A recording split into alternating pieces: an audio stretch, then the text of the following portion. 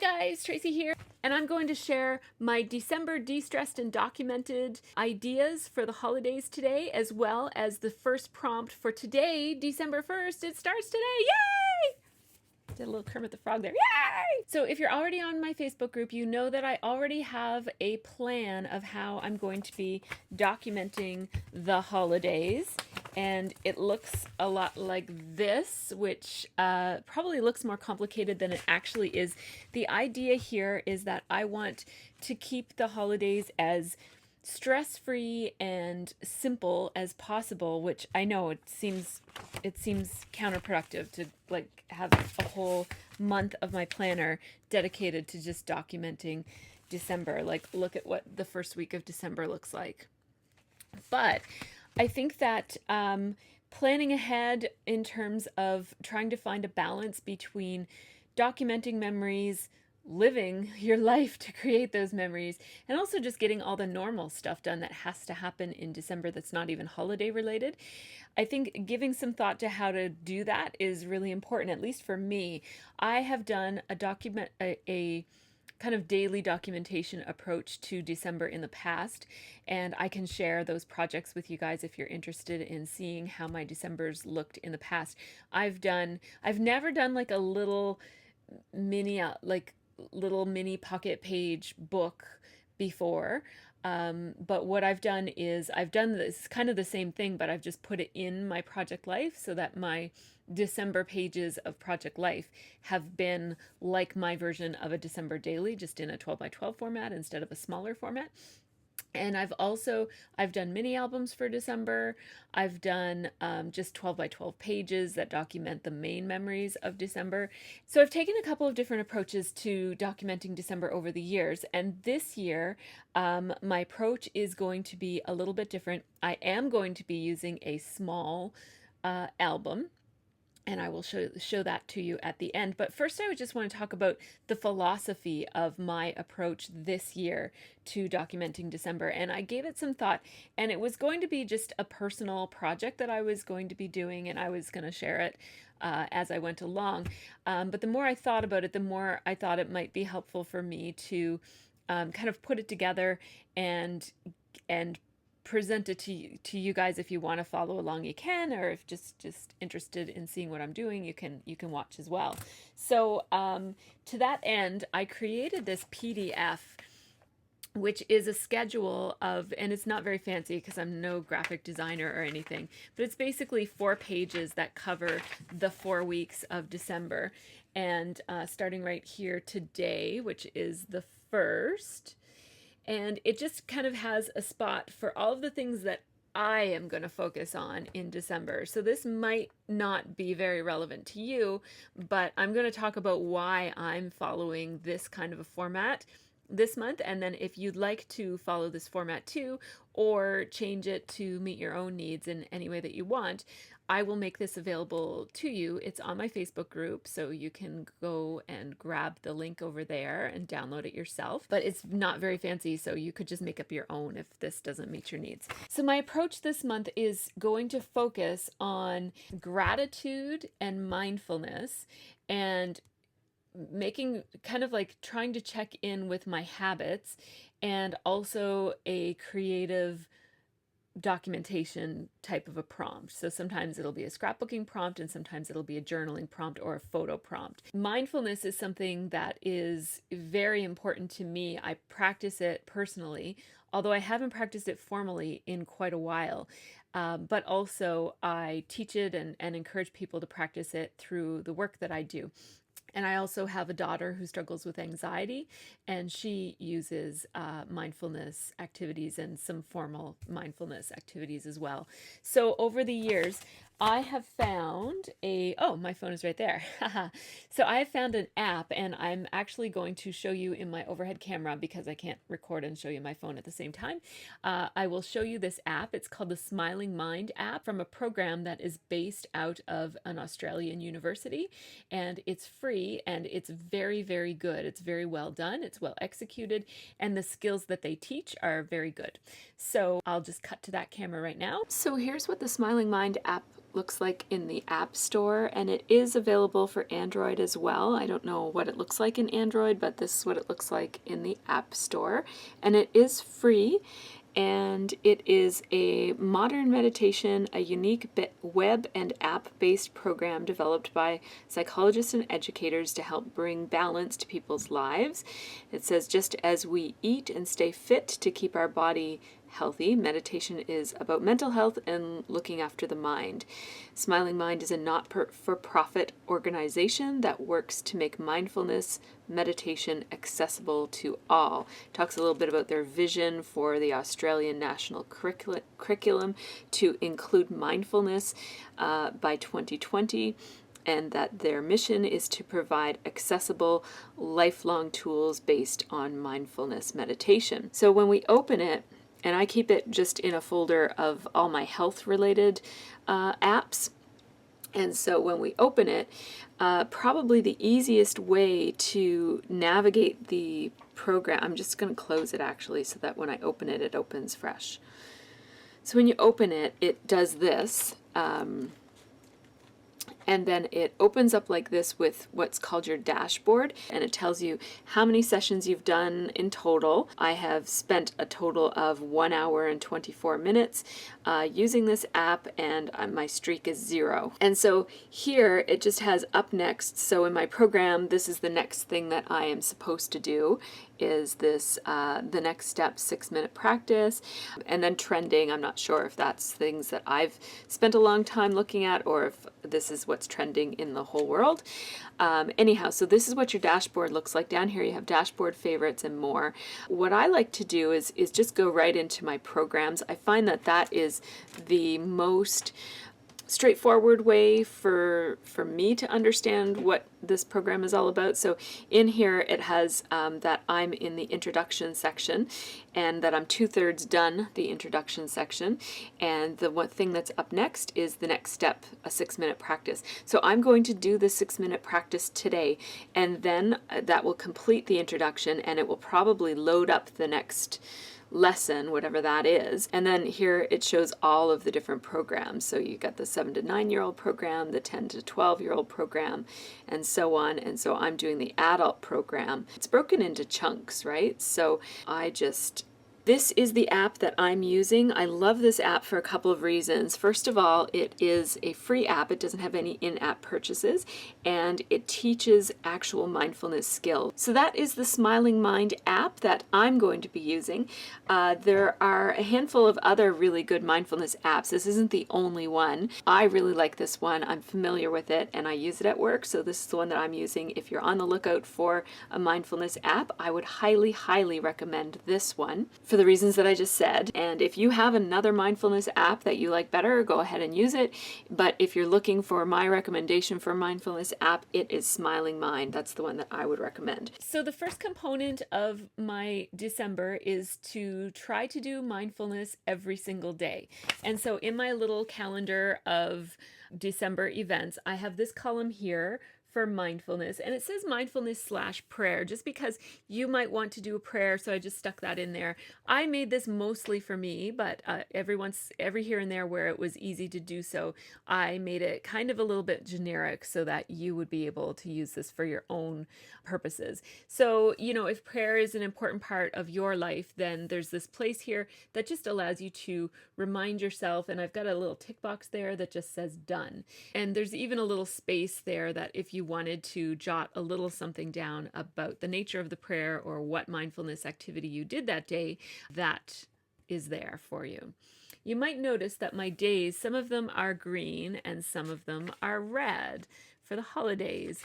Of the 25 prompts, 16 of them will be traditional holiday prompts to do with scrapbooking the holidays or documenting the holidays. So either journaling or scrapbooking prompts. The remaining 9 will be geared towards documenting your own de-stressing and self-care activities that you do during the holidays. My idea here is that if I work self-care into my scrapbooking, it will be easier for me to have a balance between taking good care of myself and calming down and relaxing and enjoying and living the holidays versus documenting them. So that's what the color coding is all about. So in the first column, we have our mindfulness and prayer. The next column is a gratitude / slow it down moment. And that's the biggest section on this page. And that gives me a little space that I can just document something that I'm going to focus on for the day, something that I can be grateful for or focus on. And that is very much in line with mindfulness. So I came across this quote when I was looking up some information on mindfulness, and I really liked it, so I'm going to read it to you right now. It says, "We can only be said to be alive in those moments when our hearts are conscious of our treasures." And that's by Thornton Wilder. When I read that, the idea of being mindful of your treasures kind of reverberated around in my head a lot that day and since then, where I was kind of thinking about the idea that when you're unhappy or stressed out, it's really difficult to be mindful of your treasures. And that's a big part of what mindfulness is, and also a big part of what gratitude is. And so when I'm mindful this month, I'm going to try to be mindful in a way that allows me to be conscious of and celebrate my treasures, so that those are the things that we have, my skills, my talents, my life, and the things that I have in my life that bring me joy. So that quote connects the idea of mindfulness and the idea of gratitude, so that I can incorporate both of those things in my daily meditation time for every day in December. So the next part of this chart is what I call habit check. And this is another fairly large box where I have just left it blank. And the reason I'm including habit check is because I think it's important not only to be mindful and to be grateful, but to also spend some time thinking about some of those vices that we have during the holidays, those things that we kind of fall into. And sometimes we're a little bit more at risk of falling into our bad habits when we're more stressed or busy. And so when I think about some of my personal vices for the holidays, or those bad habits that I can slip into in the holidays, so I can think of 3 big Grinches that take away the joy in the holiday. One is rushing around doing things where you just aren't, the time passes and you realize, I was so busy today, I didn't even really get to enjoy the day. So rushing is one of them.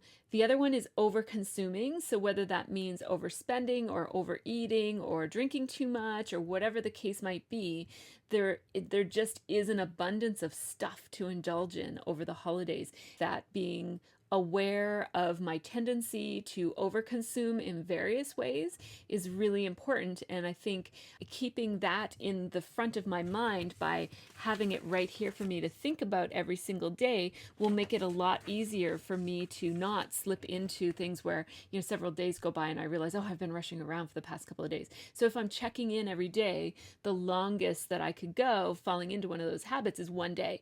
And then I get to reset and say, okay, wait a minute, yesterday was too rushed. I need to slow down. So that's the second big Grinch is overconsumption.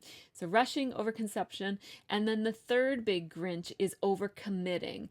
That's where, like we all want to help out over the holidays, and there's lots of pressure to do things and go places and buy things and contribute things to, the bake sale or whatever. And I think it's just really, really important that we don't overcommit ourselves, because when we do, our own happiness suffers, and when our happiness suffers, the happiness of our loved ones suffer, and the stress level in your environment in general just goes up.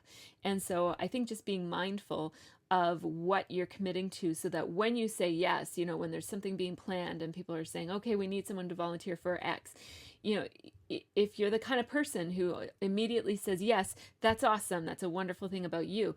But I think it's just important that you kind of catch your tongue for a moment and think about it and say, okay, I know that these other things are coming up. Is that something that I can really do that isn't going to put myself at risk for being more stressed out than I need to be over the holidays? And if you can think about that and genuinely answer yes, then go ahead and do it. Or no, wait a minute, how did I phrase that? You know what I mean? If you can genuinely decide that that is not going to compromise you or your stress levels for the holidays, then go ahead and do it. That's one of the wonderful things that you can do for the holidays. And it can be something that you're grateful for and that you're mindful of, and maybe even document it. But if it's something that puts you over the line where you're, like up at midnight still baking cookies because they're due tomorrow and you wish you didn't commit, then that's something that you just don't need in your life. So you have to be thoughtful of the fact that you can only do so much. And when you try to spread yourself too thinly, you end up doing less of a good job in all of those things. So it's much better to say, I'm going to focus my efforts in these one or two places and do a really good job and fully commit, and then also be able to have balance and spend time with my family and do all the things that I personally want to do, than to commit to a whole bunch of things and then just barely getting everything done, and then there's always a cost to that. So one of the things that makes Christmas an amazing holiday is how big it is. It's everywhere you go, starting December 1st, or sometimes even before December 1st. There's holiday music, there's lights everywhere, there's trees, everybody is shopping, there's ads on the radio, on the TV, and people are dressing festive, and there's parties being hosted. And that is one of the things that make Christmas a really fun thing and really enjoyable, is the fact that we share it with so many of the other people in our community, and that shared experience brings us joy. However, the fact that it's so big is one of the very things that can make it really stressful. So you feel like you have to bake all these cookies, and you have to get all these presents, and you have to decorate them properly, and you have to make 100 cards and send them out to your closest people, and you have to do, a perfect turkey dinner, and you have to do all of these things. And the more pressure you feel, the less likely it is that you'll be able to actually enjoy the moments that this holiday is made up of.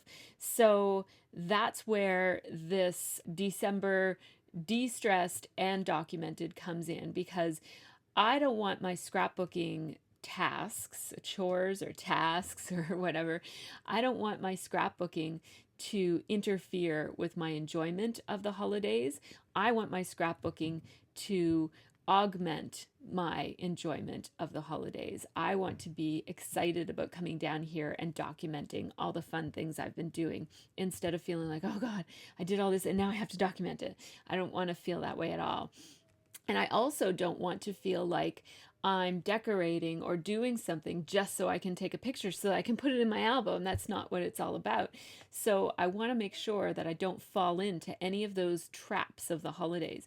So that's why I've put together this program for myself of how I'm going to manage through the holidays with balance and hopefully joy. So now the last part of this chart is this column right here that says prompt topic. And I have actually put in the prompt topics for each of the days in December. So I have already decided what I'm going to be documenting and focusing on for every day in December. And so if you take a look at this, you'll know the topics. But each day I'm going to say specifically what the prompt is. So these are just the prompt topics, and then the full prompts will be released every day or every couple. I might release, if I'm really busy, I might say the prompts for today and tomorrow and the next day are blah, blah, blah. I made this chart in this way for a very specific reason. It goes from importance on. For me, mindfulness is the most important part of this month. The second most important part is being grateful. The third most important part is being mindful that I don't slip into those habits. And the very last thing is documenting. This is my December album, and it says December de-stressed and documented. And the thing to notice is that and documented is in brackets and smaller than the December de-stressed. So that the idea here is that the scrapbooking and the documenting is secondary to taking good care of yourself and enjoying your December. So those are the most important parts. Live your December, don't be stressed out about it, and document it. So that is the mantra behind this program. So this is a Becky Higgins album that I got on sale. I don't love this album. It's a really pretty creamy color of green, but it's not expandable. It's just has these pages in it. They're pocket pages. Each page has 2 3x4 pockets and 2 4x6 pockets. And so a spread would look like this with 4 of each. And so this is what I'm going to be using, and I may fill it, or I probably won't. There's way more than 25 pockets in this. So there are 20 pages in this album, and it is from the Rain collection. It's the Rain mini album. I don't know, maybe I'm moving it too much. Anyhow, it's from the Rain Project Life collection. And I'm going to be using it because it's cheap. I already have it. I don't know how much I paid for it, but it was really, really cheap because I don't love it. So the only reason I would have bought it would be if it was very, very cheap. The documented comes last. So the prompts are going to be, as I mentioned, on the red days, the prompts are going to be more about self-care than about the holidays per se, but they will have a holiday spin in terms of the self-care and the de-stressing. And then the green days are going to be more classic holiday prompts. So, and if you're interested in what will be covered, the topics are all over here in the far left, in the far right-hand column. So you can get a sneak peek of what will be covered. And then I will kind of elaborate on the prompts every day or every couple of days. So today is December 1st, so we're getting started right here with this video. So I'm going to be doing this project in real time, which means that I haven't done anything in advance of this other than collecting up some ideas and writing it down in my agenda. So this means that I will be working on it daily-ish too. And I may not, because this is the last priority on my list of priorities here. I might not always get to this in a timely manner. My goal is to come on and do a prompt video every couple of days, and then to do a share video or process videos of what I'm doing as I do them. And I might combine some of them, so I might do a process video that shows what I did for the last prompt and also gives the new prompt. I'm not entirely sure how it's going to look. So let's get on to the first prompt. So the first prompt is to pare it down. My challenge or prompt for you for today is to pare it down. And what I mean is, get ready for it, I'm going to ask you to remove something from your holiday to-do list. Something that you've done every year and that is a tradition and that you don't really think about, you just automatically do it. Not because you choose to do it, but because you've always done it. I want you to remove one thing from your Christmas list. I know what you're thinking. Do I have to? No, of course not. You don't have to. But the reason I am removing something, and the thing that I'm removing is very significant for me and for my family. It's not a small thing. But the reason that I'm removing it is so that I can evaluate, does this tradition bring me joy? And if so, how much and what kind? And how much of it do I do out of obligation or just because I've done it every year? Or because the stuff is there, so I might as well put it up. So the thing that I'm removing from my holiday tradition this year, and a lot of you who follow me through the years know that I love miniatures and I've been putting up my Christmas village for a number of years now, and it's a big, big part of my holiday life.